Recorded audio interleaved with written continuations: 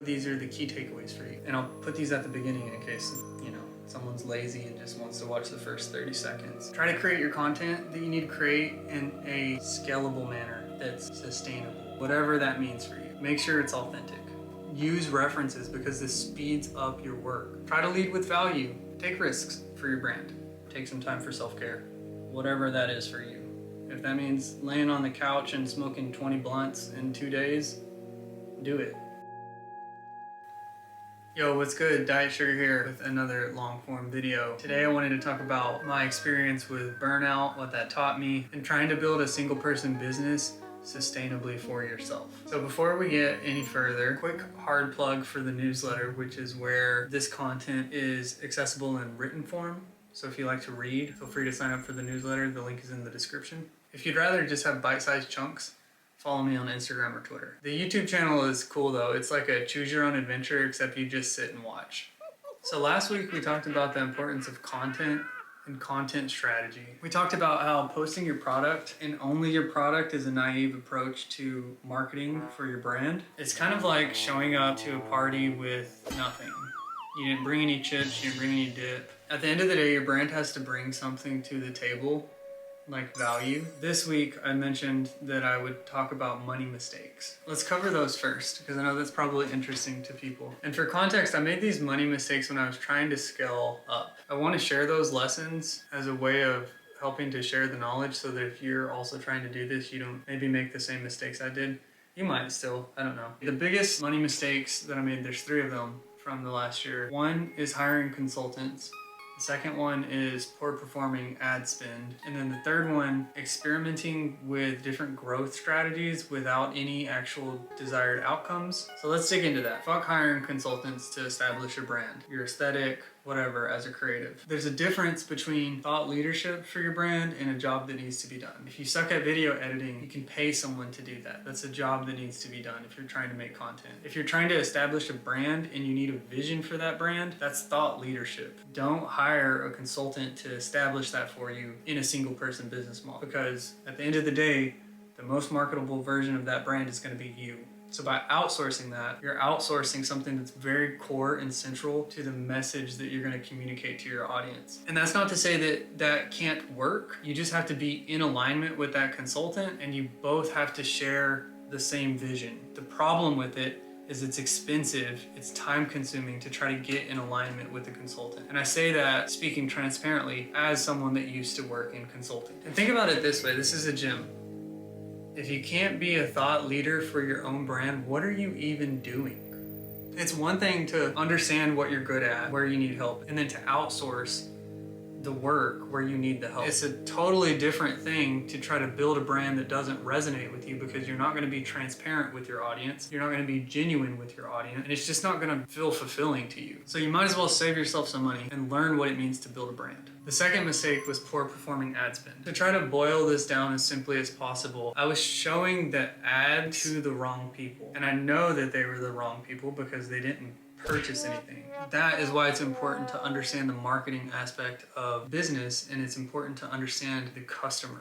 So you should ask yourself questions like, who are they? What are they interested in? Where are they from? Where do they engage at? And before you start running ads or really even start thinking about running ads, you should try to nail down an avatar. We talked about that in the first episode of these long form videos. If you're not sure what that is, I'll put a banner up so that you can click on that video. The third was experimenting with different growth strategies without really an outcome in mind other than growth. I tried a bunch of different things, try to create visibility. So, I paid for reposting, paid for promotion from different promotion services. The problem isn't doing that. The problem is doing that without a desired outcome. So a desired outcome would be something like, I want to grow my Instagram account 2,000 followers by the end of March. Then finding strategies and investing in those strategies to try to get there so that you can measure how your investment is performing. That's called a return on investment. The problem is, if you don't have a desired outcome in mind and you're running experience, it's just a waste of your time and it's a waste of your money.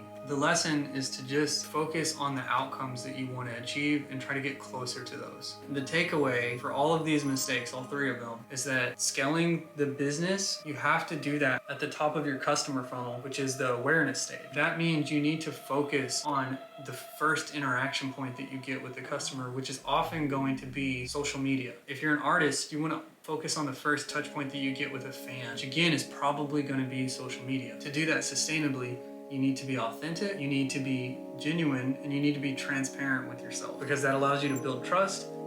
You're going to resonate more with what you're making because it's going to feel true to you, and so you're going to want to do it. None of that matters at all if you don't want to do the work, like me last year, because guess what? I was fucking burnt out. I had been trying to start this business for myself while also working as a product manager for a sustainability project. Trying to do both of those things was just unsustainable, which is ironic, working in a sustainability space. I decided to take some time off. Decided is, I'm using that loosely. I was kind of forced to by my own body. A few things that I realized about the situation is that, one, I kind of had flipped what I should have been working on and what I should have outsourced. I wasn't really taking any breaks or time for self-care. I would basically work as a product manager, and then in my quote-unquote free time, I would just be fully invested in music. That's a problem with drawing a boundary between my work life and my personal life. And taking some time away was probably one of the best things that I could have done for myself. The lesson here is, in a single person business model, you're responsible for pretty much everything. And if you don't want to do the work because you're burnt out, there's a very little chance that you're going to be successful. So let's talk about the biggest takeaway that I had. This is a key takeaway. The biggest takeaway that I had from being burnt out, the biggest lesson that I learned, is that for me, I have to find a process that I can use every week to try to get my work done, and it has to work with my natural tendencies so that I don't want to fight it and I can lean into it. To be transparent, I'm still in the process of creating this process. I'm trying to find something that I can reuse every single week, and I'm refining it until it feels like it's just clicking super well for me. But the focus of the process is to work from the top down, which means to have a big picture view of, say, like, you know, a year, a quarter, a series of content, an album of music, several albums of music, and just finding ways to decompose those bigger pieces into small manageable chunks, and doing that on a regular basis so that it always feels like I'm making progress.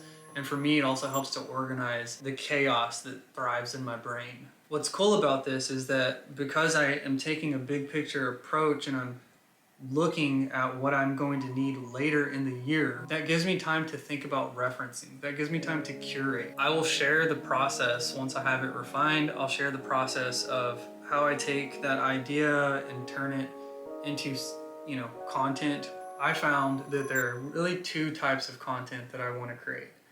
And I think this is a reusable idea that other people can leverage. The first is centered around my ideas. So these are things like this video, for example. These are also things, you know, if I ever just want to ramble, I'm going to allow myself to do that and consider it content. If I'm wondering about a subject, I'm going to try to document that and consider it as content. So I'm trying to document what I'm learning because that's content that's centered around my ideas. The other type of content is content that's centered around my area of deliberate practice. And what I mean by that is whatever skill I'm trying to hone, whatever craft I'm trying to perfect, that's an area of deliberate practice. So for me, that's music production. It's also mixing and mastering. It could be songwriting, for example. It could be video editing, whatever it is for you. It could be cooking, you know, as far as that goes. But the idea is that you're gonna find discoveries along that process of perfecting a craft. You're going to be learning, and you can share that with other people. You can share those discoveries with other people, and you're going to be practicing anyway, so you may as well turn it into content. If you're wondering how do you turn an idea into content, at the end of the day, it's all about the process. The point is to focus on the big picture and then chunk it into small things that you can work on. This is the opposite of like a bottom-up approach where you have a bunch of small things and you try to cobble them together. It would be like building a house with a bunch of different colored bricks. Because hey, I've got 1,000 bricks, or 10,000, I don't know how many bricks it takes to build a house, I'm not a house builder. But they're all different colors, and then by the end, The house looks like a fucking chocolate chip cookie that also has cranberries in it for some reason. Point being, you still have a house, but it would have been a lot better if the bricks were the same color if you would have thought about that first. That brings me to the next subject, which is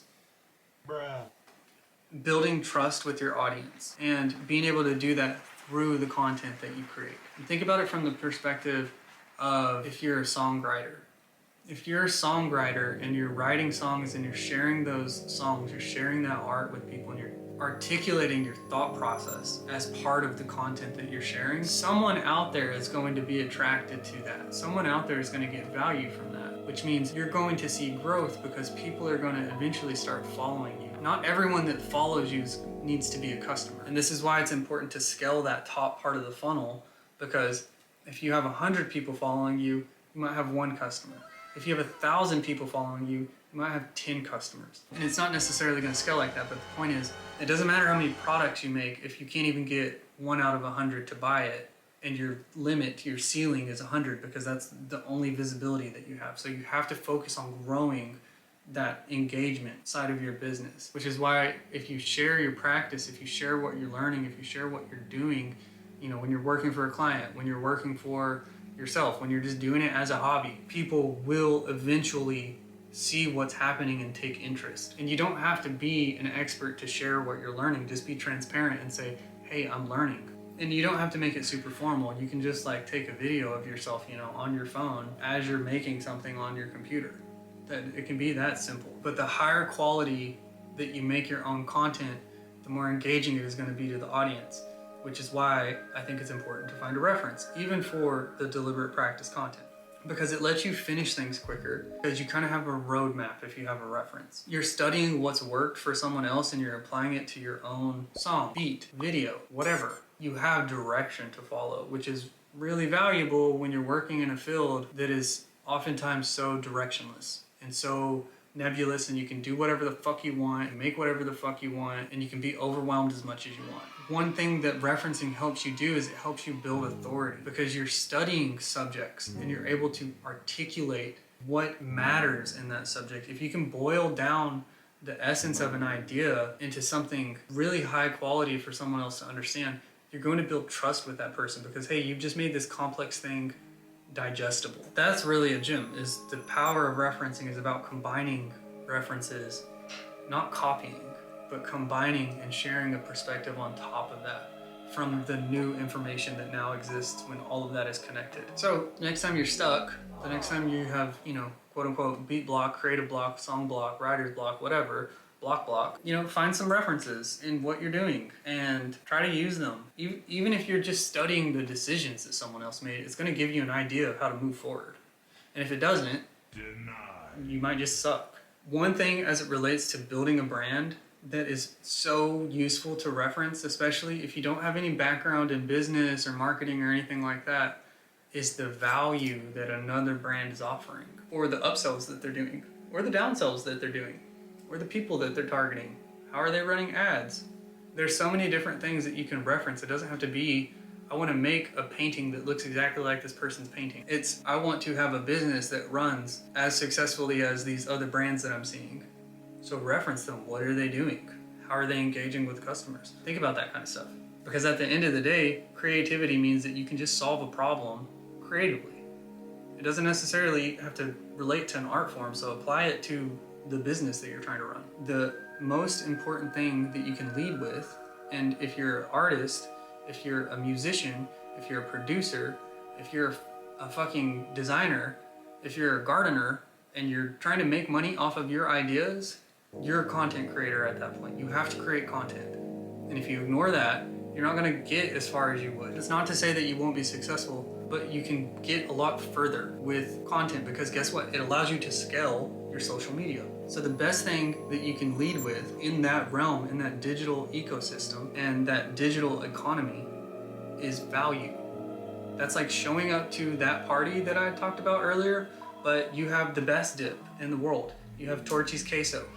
And if you don't know what Torchy's queso is, I'm sorry, but it's amazing. And if you never get to try it in your life, you're missing out. If you show up to a party with Torchy's queso, everyone's gonna be stoked, especially if you have enough fucking queso for everyone. That's what value is. You show up with something that makes someone else's life better. This could be so many different things. Entertainment is value. Making someone laugh is value. Showing a fucking cool picture of your cat to a person that loves cats, that's value. It doesn't have to be complicated. But if you lead with that in the way that you engage your audience, you're not showing up empty-handed. You're not just saying, hey, I'm a business, buy something from me. You don't want to be that kind of business. Maybe you do. I don't want to be that kind of business. I don't want to be that kind of brand. The point is, I want to build a brand that resonates with my core values as a person, because I'm trying to build a brand around me.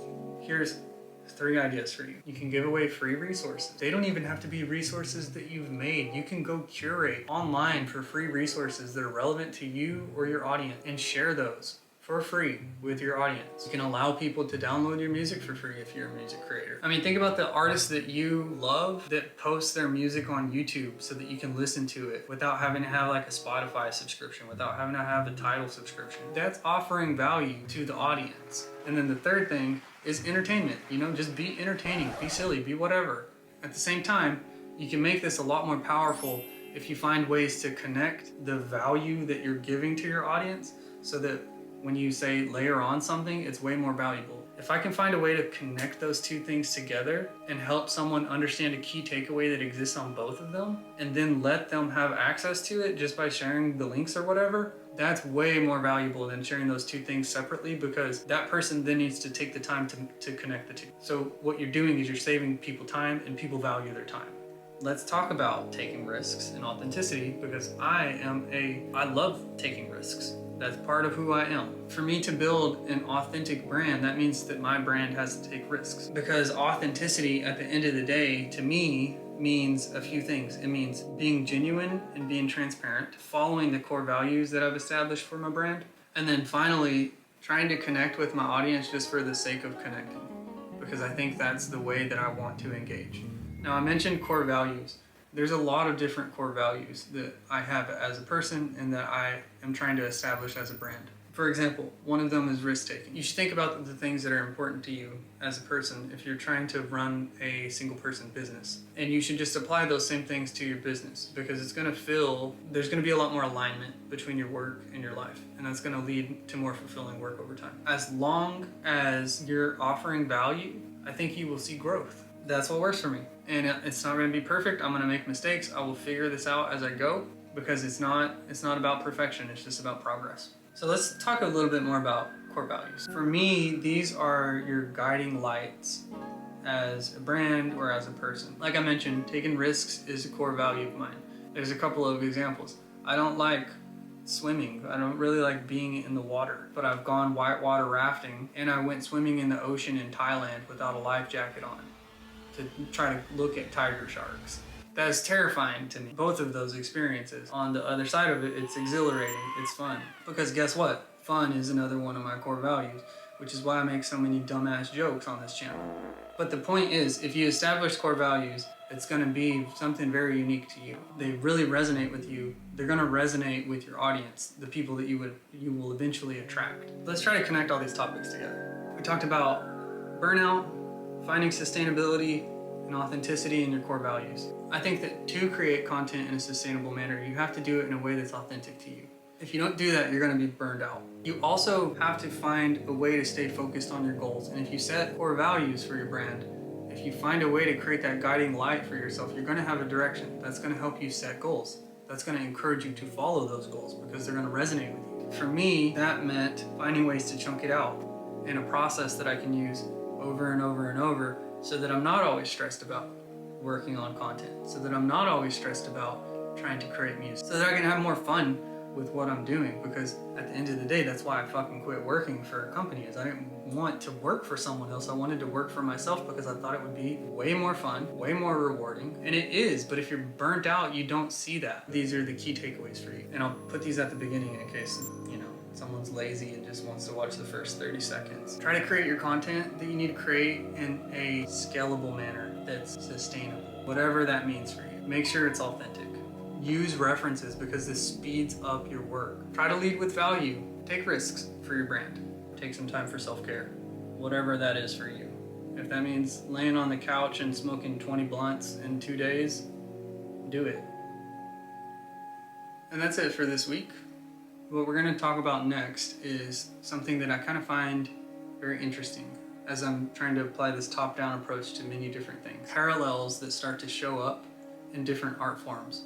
So what I'm going to be exploring is songwriting, content creation, and mixing, and tangentially music production as well. I hope that you found this video valuable. If you did, consider subscribing to the channel, liking the video, sharing it with a friend, showing it to your cat. Next week, I think will be an interesting one. So if you are subscribed, hit the notification bell because then you'll get notified when it drops. Before I go, if you'd like to see this kind of content in written form, sign up for the newsletter, follow me on social media for smaller pieces of it that are more spread out, so that if this is way too long for you, you get more bite-sized chunks. Just as a quick reminder, I do have a beat store. I do also make samples. And if you're interested in either of those things, or if you just want to listen to the music, there's links for everything that I've been talking about in the description. Later, y'all.